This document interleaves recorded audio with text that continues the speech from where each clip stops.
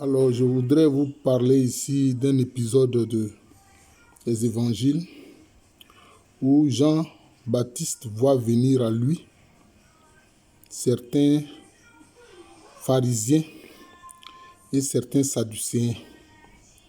Vous savez que les pharisiens, c'est eux qui enseignent la Torah au peuple, et les sadducéens, c'est eux qui étaient les grands prêtres dans le temple de Jérusalem. Et comment réagit Jean-Baptiste? Vous pouvez voir ça en Matthieu 3, versets 7 à 9.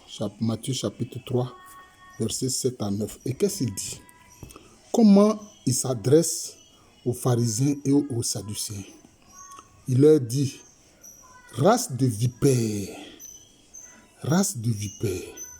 qui vous a appris à fuir la colère à venir? Est-ce que c'est un hasard s'il les traite de race de vipères? Vous qui lisez la Bible, à quoi cela vous fait penser?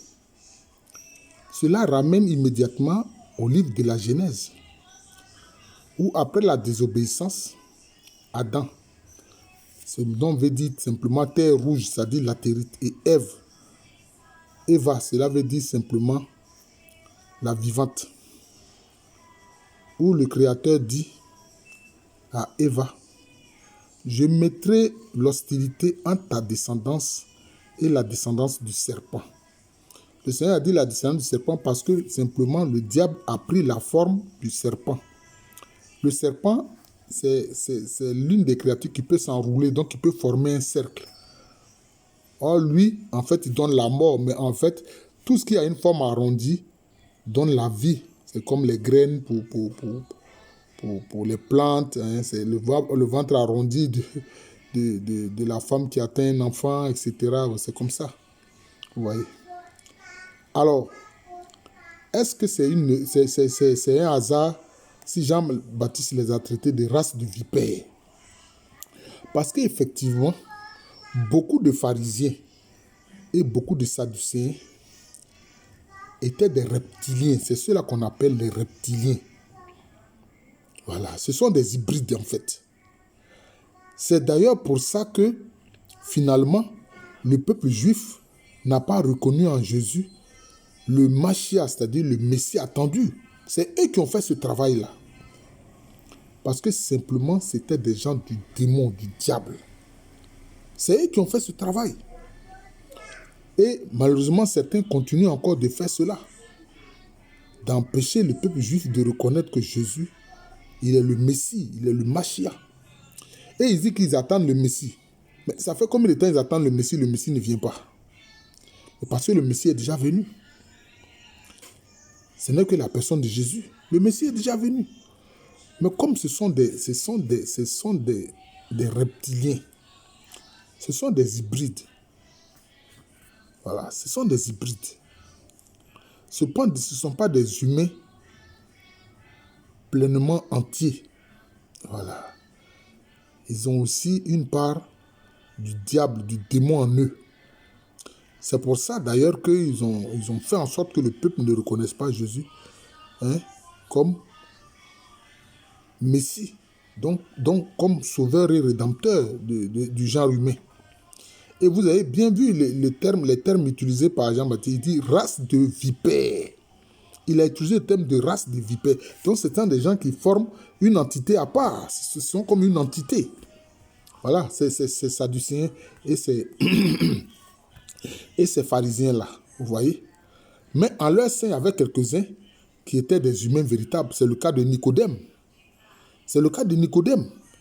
Parce que Nicodème est venu trouver Jésus nuitamment pour dire: mais vraiment, quand j'observe tout ce que tu fais, vraiment, quelqu'un qui ne vient pas de Dieu ne peut pas avoir un tel pouvoir. Ce n'est pas possible. Quelqu'un qui ne vient pas de Dieu ne peut pas avoir un tel pouvoir. Et pourquoi? Parce qu'il craignait l'attitude de ceux qui sont des reptiliens. Nicodème, lui, n'était pas un reptilien. Mais c'est vrai, il était un pharisien. Et quand il est venu trouver Jésus, il lui a dit: mais comment?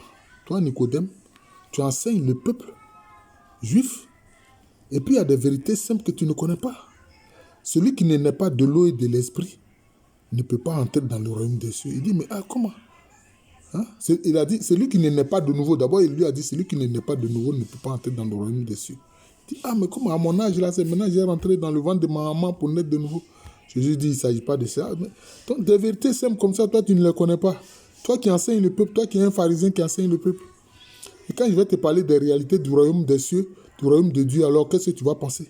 Maintenant il a dit, celui qui naît de l'eau, et celui qui ne naît pas de l'eau et de l'esprit ne peut pas entrer dans le royaume de Dieu. Là c'était une autre précision qu'il donnait. Voilà. Qui a dit ça avant Jésus? Voilà. Naître de l'eau et de l'Esprit Saint, là. Qui a dit ça avant Jésus? C'est pour ça que quand ils voient des gens qui mettent des titres comme ça pour impressionner ceux dont je peux dire la foi est faible, oui, Jésus n'a jamais existé. Mais toi-même, là, d'ici 1000 ans après, qui pourra dire que toi, tu as existé? Toi qui es en train de dire que Jésus n'a jamais existé, là. 1000 ans après, qui va dire que toi, tu as existé? Alors, ils disent des choses comme ça, et puis bon, pour détourner les gens du salut. Et ça, ce n'est pas bon. Voilà, ça, ceux-là, ce sont les fils de la rébellion qui vont à leur propre perte. Voilà, donc c'est ça. Il faut faire attention. Donc, en fait, on se rend compte que ces pharisiens-là et ces sadducéens, beaucoup d'entre eux étaient des reptiliens, en fait. Ce sont des hybrides. Voilà. Et voilà. Et jusqu'aujourd'hui, bon, le peuple juif n'a pas reconnu en Jésus le Mashiach. Mais il y a certains, c'est ceux-là qu'on appelle les... On leur donne un nom particulier. Je crois que ce sont les Juifs. Ils ont un nom particulier. Il y a certains qui restent juifs, mais ils reconnaissent Jésus comme Seigneur et Sauveur, comme le Mashiach. Voilà. Il y a certains. Voilà. Dieu merci. Dieu merci. Voilà. L'Esprit Saint fait du chemin avec certains parmi eux. Voilà. Voilà. Donc c'est ça. Donc les pharisiens et les sadducéens ne sont pas parvenus à tromper tout le monde, comme on le voit justement avec Nicodème, qui s'est converti. Voilà, c'est ça. D'ailleurs, quand il a dit aux pharisiens, est-ce que notre loi permet de condamner quelqu'un sans l'avoir entendu, automatiquement, ils ont dit, mais tu es un de ses disciples ou bien quoi? Oh, vraiment, c'est reptilien. Et ils sont là. Les gens s'étonnent. Mais c'est eux qui font toutes ces contre-valeurs qui sont prônées là. C'est eux qui sont derrière. Hein? Faire l'IVG, hein? La zoophilie, la pédophilie, hein? Hein? Et toutes ces choses immorales, hein? Faire des vaccins pour tuer les gens, hein? Créer des virus artificiels pour tuer les gens, hein? Ce qu'on a appelé le virus Ebola. Moi, je vous le dis, en fait, ce virus ne vient pas d'Ebola, de cette zone du Congo, RDC, où il y a ce cours d'eau, parce que l'Ebola, c'est un ruisseau. En fait, le vrai nom de ce virus, c'est le virus de Marburg, qui a été fabriqué en laboratoire dans la ville de Marburg, en Allemagne. Et puis, ils sont venus tester ça maintenant le long de la rivière Ebola, du ruisseau Ebola, pour tuer les Noirs, puisque pour eux, les premières cibles, ce sont les Noirs. Puisqu'ils ne considèrent même pas que nous sommes des êtres humains. Mais ce sont ces gens-là, ces reptiliens qui sont derrière. Et très souvent, ceux qui sont leurs complices au sein des Africains et au sein des autres peuples que vous voyez, ceux-là aussi, ce sont des reptiliens. Et ils se reconnaissent entre eux. Et ils se reconnaissent entre eux. Alors, les humains ordinaires à 100% ont du mal à les reconnaître. Voilà. À moins que vraiment l'Esprit du Seigneur te fasse reconnaître certains parmi eux. Voilà. Bonne soirée à tous.